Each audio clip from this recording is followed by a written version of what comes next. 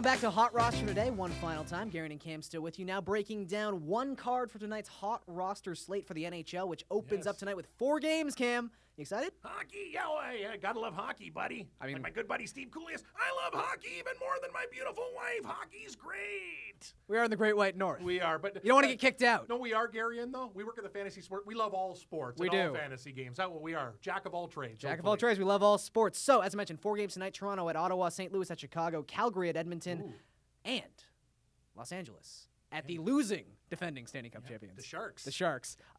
So, we're using the power play card. For this specifically, obviously there's a couple cards you can play, but we'll go through some matchups right now. Patrick Kane is a half-point fantasy favorite, or a half-fantasy point favorite, over Connor McDavid, who getting a lot of fantasy buzz, Cam. This is a great matchup, Lots of fantasy buzz. This is a great matchup for people who want to get into Hot Roster in hockey. You have arguably the best scorer in the NHL with Kane and McDavid, who is soon going to be, right? And 2 consensus top 5 picks in redraft leagues right now. So let's just break down the scoring quickly for people who want to play at home. You get 3 points for every goal scored, 2 points for every assist, a half point for every shot, a bonus point if said goal is a shorthanded goal, half a bonus point if said goal is a power play goal. You get a quarter of a point for every for every penalty minute, and then plus minus works exactly like you would assume plus minus works. If he's a +2, that's 2 points. If he's a -3, that's 3 points deducted. I like that Hot Roster simplified it too. Sometimes we have leagues, you know what I mean, with the block shots and all the other things. So it's nice sometimes you just want the basics in there because I think it's better this way. I do too, and I think that the block shots you bring it up is kind of interesting because I know that that's one of those things that it's one of those underlying sort of stats that people don't like paying attention to necessarily. Like it's always goals, assists, PIMs, like that kind of stuff. This kind of falls under the radar a little bit, and I feel like shots on goal is another one kind of like that too. And I feel like that's kind of the ace in the hole for all these matchups. When you look at Kane and McDavid, I know you can't go by season-long stats because McDavid did not play a full season, only 45 games, but Patrick Kane not only led the league in points by scoring 17 more than anyone else, but he was 5th in the league in shots, at almost 300 shots. And a +17. I mean, if he gets 5 or 6 shots in this game, like that's just such an easy way to get 5 or 6 points, right? And also, like McDavid, to his credit, 3.38 points per minute last season. Fantastic numbers. That was 3rd in the NHL. Only problem, Patrick Kane was number 1. I'm going to go with Patrick Kane in this matchup. I'm actually going to make a case for McDavid too. We're getting half a goal. He's the underdog in the matchup, so I'm going to go with him. You talked about it. He had 48 points in the 45 games. 14 power play points. The thing about him, I like the matchup. He's up against Calgary, and what does Calgary do? They let in a lot of goals. I could see a real barn burner. You're not buying the goaltending switch there? No, because the Chicago Blackhawks have to play St. Louis. A lot of the time, these guys play like 1-to-1, very tight playoff style games. Where Calgary and Edmonton, they're teams that love to play pond hockey. It's like shinny up and down. I think there might be like a 6-to-5 type of game. So I like my chances with McDavid and he's going to get a lot of shots on goal as well. I think this is a great time to take him, even up against Kane. Tough matchup though. Well, we mentioned the skater scoring settings, the goalie settings, a lot simpler. Not as many categories, obviously. 3 points for a win, a 1/5 of a point for every save made. You lose a point for every goal allowed, and you get a 2-point bonus for every shutout. And I also will say, Cam, if your goalie has an assist, you get the 2 points for the assist as well. This isn't like other daily sites where maybe like a pitcher hits a home run and you don't get those points and you're mad about it all night. That's the stupidest thing ever. When a pitcher hits a home run, I want points. Those points. You should get bonus points because he's a pitcher hitting a home run. I would agree. I would 100% agree. You should get tons of points for that.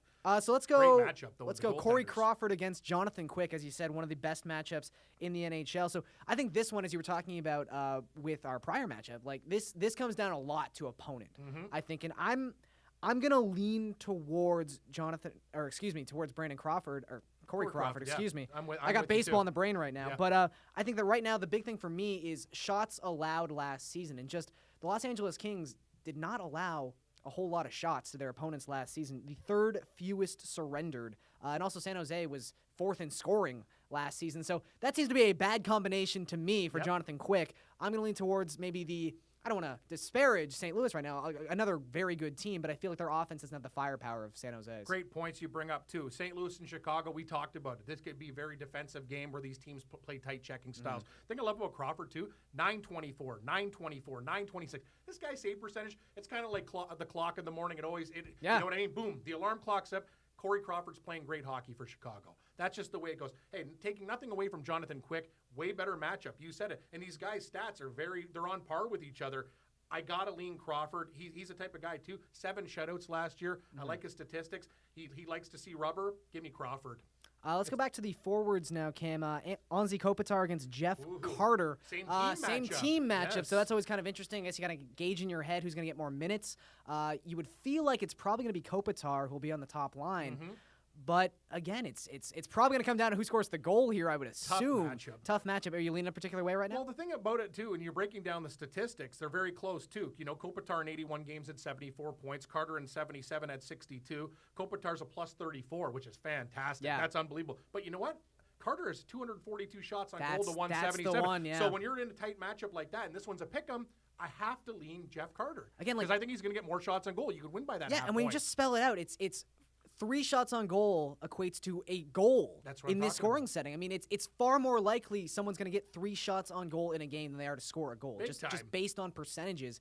And Carter has no conscience when it comes to taking shots on net.